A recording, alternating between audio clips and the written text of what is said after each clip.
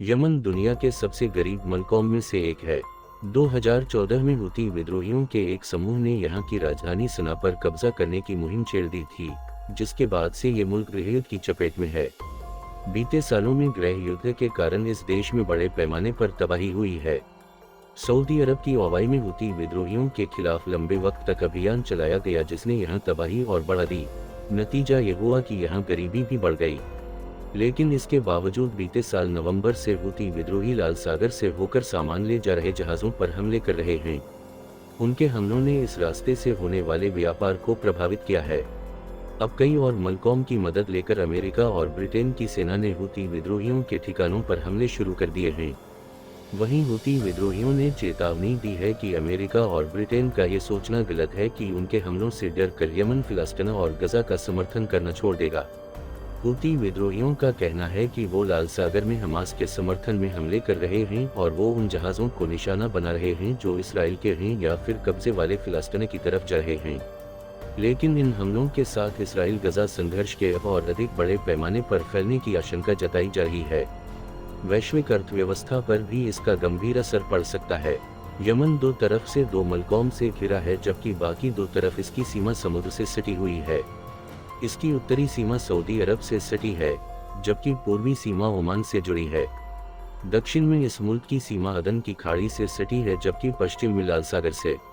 लाल सागर पर यमन के निचले छोर पर मुराद नाम की जगह है, जहां से लाल सागर की दूसरी तरफ बसा जिबूती का तट है। लाल सागर को अदन की खाड़ी से जोड़ने वाली बाबल मंडाबा की खाड़ी यमन और जिबूती के बीच में है। समुद्र के रास्ते होने वाले व्यापार को प्रभावित करने की हुती विद्रोहियों की ताकत यमन की भौगोलिक स्थिति से आती है। 2000 कोडहा से यमन के बड़े हिस्से पर ईरान के समर्थन वाले हुती विद्रोहियों का कब्जा है। इनमें राजधानी सना, देश के उत्तरी हिस्से और लाल सागर के तट से सटी सीमा शामिल है। यूरोप को एशिया से जोड़ने वाला सबसे छोटा समुद्री रास्ता अरब सागर से होते हुए अदन की खाड़ी और फिर बाबल मंडाबा से होते हुए लाल सागर और फिर स्वेज नहर को जोड़ता है। इस कारण उनके लिए बाबल मंडाबा की खाड़ी के आसपास से गुजरने वाले जहाज़ों पर हमले करना आसान है। अमेरिकी सेना के सेंट्रल कमांड के मुताबिक यमन के हुती विद्रोहियों ने 19 नवंबर 2023 से लाल सागर और अदन की खाड़ी से गुजरने वाले व्यापारी जहाज़ों पर कम से कम 26 अलग-अलग हमले किए हैं। हुती विद्रोहियों का दावा है कि हमले गजा में इसराइल की कार्रवाई के जवाब में हैं और वो इसराइल आने जाने वाले जहाज़ों को निशाना बनाते हैं। हालांकि आलोचक कहते हैं कि हाल के दिनों में हुए कई हमले ऐसे जहाज़ों पर हुए हैं जिनका इसराइल से कोई नाता नहीं है। उनका कहना है कि अपनी लोकप्रियता बढ़ाने और क्षमता दिखाने के लिए वो गजा के खिलाफ कार्रवाई को बहाना बना रहे हैं। उनका तर्क है कि हुती विद्रोही ईरान को दिखाना चाहते हैं कि वो प्रभावी सहयोगी हो सकते हैं। हाल में लाल सागर में हुती विद्रोहियों ने हमलों में जिन हथियारों का इस्तेमाल किया है उनमें क्रूज मिसाइलें, बैलिस्टिक मिसाइलें, ड्रोन और अनक्रूदा सरफेस वेसल्स शामिल हैं। अपने शुरुआती हमलों में हुती विद्रोहियों ने छोटे जहाज़ों और हेलीकॉप्टरों का इस्तेमाल कर बड़े जहाज़ों पर कब्जा करने की कोशिश की है। माना जा रहा है कि हुती विद्रोहियों ने जिन ड्रोन का इस्तेमाल किया है वो कसिफा ड्रोन हैं। इसके अलावा वो लंबी दूरी तक मार करने वाले समद ड्रोन का भी इस्तेमाल कर रहे हैं, जो अपने भी आकार के पूंछ के लिए जाने जाते हैं। हुती विद्रोहियों ने सबसे पहले सऊदी अरब के साथ संघर्ष में इस्तेमाल करने के लिए समद ड्रोन खरीदा था। The Washington institute of near east policy नाम के थिंक टैंक के मुताबिक हुती विद्रोहियों के पास कई तरह की एंटी शिप क्रूज मिसाइलें हैं जिनकी क्षमता 80 से लेकर 300 किलोमीटर तक मार करने की है। इनमें सैयद और सेजिला मिसाइलें शामिल हैं।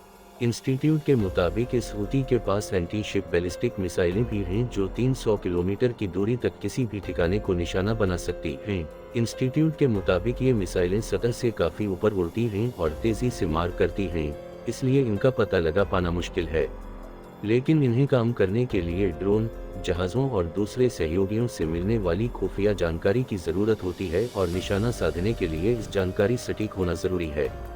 मैरिटाइम हिस्टोरियन सेल माकेग्लियानो ने बताया, ड्रोन के मुकाबले बैलिस्टिक और क्रूज दोनों तरह की मिसाइलों से अधिक डर लगता है क्योंकि ये बड़ी मात्रा में विस्फोटक ले जा सकती हैं और बेहद तेज़ गति चलती हैं। माकेग्लियानो कहते हैं कमीकजी ड्रोन अधिक संख्या में इस्तेमाल किए जाते हैं। ऐसा इसलिए क्योंकि ये सस्ते होते हैं और इन्हें बनाना आसान होता है। हालांकि वो ये भी कहते हैं कि मिसाइलों की तुलना में ये बेहद धीमे होते हैं। ये ड्रोन जब किसी जहाज पर हमला करते हैं तो उसके पानी के ऊपर वाले हिस्से पर करते हैं, जो चिंता का कारण हो सकता है। मार्केग्लियानो कहते हैं, लेकिन UASV बहुत ही ज्यादा चिंता पैदा करने वाली है। चिंता इसलिए बढ़ जाती है क्योंकि ये वे समुद्री मार्ग पर चलने वाले जहाजों पर वार करती हैं। इसका मतलब ये कि इससे शिप की दीवार घेर दी जाती है और इसमें पानी घुस जाता है। इससे जहाज डूब जाता है। अमेरिकी सेना के मुताबिक मौजूदा संघर्ष में ह्यूथियों ने सबसे पहले 4 जनवरी को विस्फोटकों से लदे एक जहाज का इस्तेमाल किया था। इस जहाज ने अंतर्राष्ट्रीय समुद्री मार्ग पर विस्फोट किए थे। अमेरिकी नौसेना के commander vice admiral Brad Cooper ने उस हमले को याद करते हुए कहा, राहत की बात यह रही कि इस हमले में कोई हताहत नहीं हुआ। किसी जहाज को निशाना नहीं बनाया जा सका था, लेकिन हमले में एक तरफा UASV का इस्तेमाल चिंता पैदा करने वाला है। हालांकि हुती विद्रोहियों ने जनवरी 2017 में सऊदी अरब के जंगी बेड़े अल मदीना पर हमला किया था।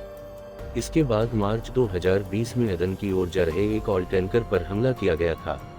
सऊदी अरब के मुताबिक ये हमला नाकाम रहा था। ह्यूथियों को ईरान का समर्थन हासिल है। हुती विद्रोही खुद को प्रतिरोध की धुरी का हिस्सा मानते हैं। इस धुरी में लेबनान का हिजाबुल्लाह भी शामिल है। सीरिया में असद की सरकार, गजा में हमास और ईरान समर्थित दूसरे कुछ समूह भी इस धुरी का हिस्सा हैं। इन संगठनों ने इसराइल और अमेरिका को अपना दुश्मन घोषित कर रखा है। फरवरी 2023 में ब्रिटेन सरकार ने संयुक्त राष्ट्र में सबूत देकर यह बताने की कोशिश की कि ईरान और ह्यूथियों की ओर से तस्करी के जरिए लाई गई मिसाइलों का आपस में रिश्ता रहा है।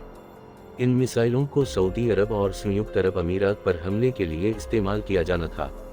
ब्रिटेन सरकार ने कहा है कि उसकी रॉयल नेवी शिप HMS मोंटरोजा ने 2022 की शुरुआत में 2 मौकों पर ईरानी हथियार जब्त किए थे। ये हथियार एक स्पडेबटा से लाए जा रहे थे। ये हथियार दक्षिण ईरान में अंतर्राष्ट्रीय समुद्री मार्गों पर टस्करों की ओर से लाए जा रहे थे। अमेरिका ने बीते साल दिसंबर में प्रॉस्पेरिटी गार्डियन नाम का एक बहुपक्षीय अभियान शुरू किया था, जिसका उद्देश्य लाल सागर और अदन की खाड़ी में पैदा हो रही सुरक्षा चुनौतियों से मिलकर निपटना था। इसके लिए अमेरिका, UK समेत दर्जनों और मुल्क साथ आए थे और उन्होंने हुती विद्रोहियों को व्यापारी जहाजों पर हमले रोकने की चेतावनी दी थी। 11 जनवरी की रात को अमेरिका के नेतृत्व में 1 दर्जन से अधिक मलकॉम ने हुती विद्रोहियों के ठिकानों पर हमले किए। अमेरिका एयरफोर्स ने कहा, UK, ऑस्ट्रेलिया, बहरीन, कनाडा और हॉलैंड ने यमन में हुती विद्रोहियों के कब्जे वाली 16 अलग अलग जगहों में उनके 60 से अधिक ठिकानों पर हमले किए हैं। हालांकि जानकर कहते हैं कि सालों तक सऊदी अरब की अगुवाई में गठबंधन मलकॉम की सेना ने हुती विद्रोहियों के खिलाफ हवाई हमले किए, लेकिन वो इस संगठन को हरा नहीं पाए।